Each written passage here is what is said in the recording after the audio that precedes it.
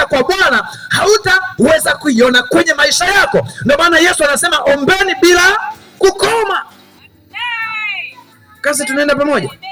Kama unataka kuwa wa kwanza darasani, muombe Mungu. Sawa wanafunzi mliogo hapa. Muombe Mungu, mwakani mimi nataka niwe wa kwanza kwenye darasa langu. Nipe akili za kuwa wa kwanza. Umesema sisi tulio watoto wako tunaoitwa kwa jina lako hatutakuwa mikia bali tutakuwa vichwa. Hapo si ndio unaeleza haki yako ili upate kupewa haki yako. Mungu anataka kuongea na sisi. Ndio maana anasema njooni kwangu. Kwa nini anatuita? Kwa sababu Mungu anataka kuongea na sisi. Bwana Yesu asifiwe sana. Kwa mawazo ya Mungu ni amina na ni kweli, yapo kabisa. Lakini kwa nini yanathibitika kwa wachache tu? Ni kwa sababu wale wachache tu ndio wanaolipa gharama ya kuyatafuta, ya kuyatafakari. Bwana Yesu asifiwe sana.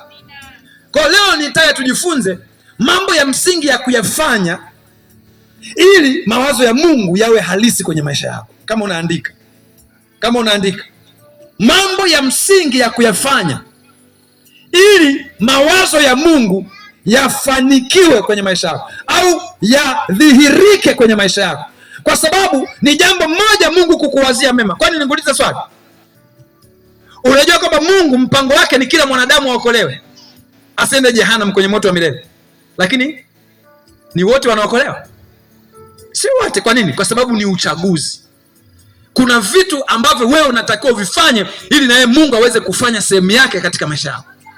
Mungu anaposema njooni kwangu, usipokuja hauwezi kupata kutuliwa mizigo kwenye maisha yako.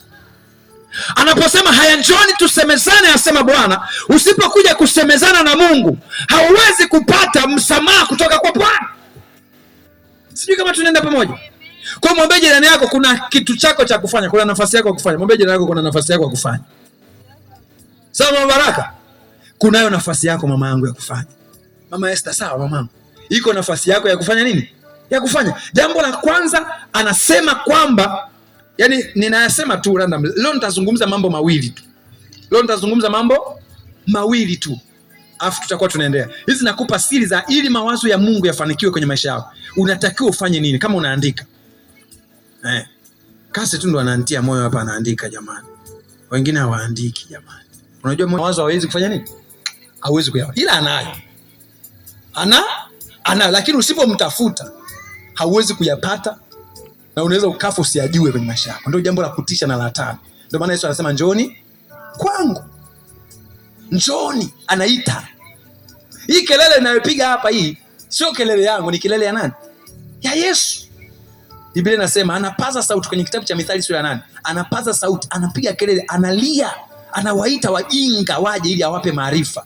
Anawaita wagonjwa waje ili awape nini? Uzima. Anawaita watu waliolaaniwa ili aje awafanye nini? Awabariki. Anawaita watu walioshindwa maisha ili awape ushindi wa maisha. Anawaita watu, anasema njooni kwangu nyinyi nyote mnaosumbuka na kulemewa. Lakini wote wanamuitikia Yesu? Sio wote. Si kama hivi mnavyoona, wachache siku zote ndio wanamuitikia Yesu. Hallelujah. Ndio maana jambo la kutisha linasema kwamba njia inayoelekea upotevuni inaendewa na wengi, lakini njia inayoenda uzimani ni nyembamba. Ni nini jamani? Ni nyembamba. Ndio maana naambia nyinyi mmebarikiwa na Bwana. Mwambie jirani yako umebarikiwa na Bwana. Kwa sababu hapa tunavyoongea, ukienda pale kwenye pale, ukikata kona hivi pale kuna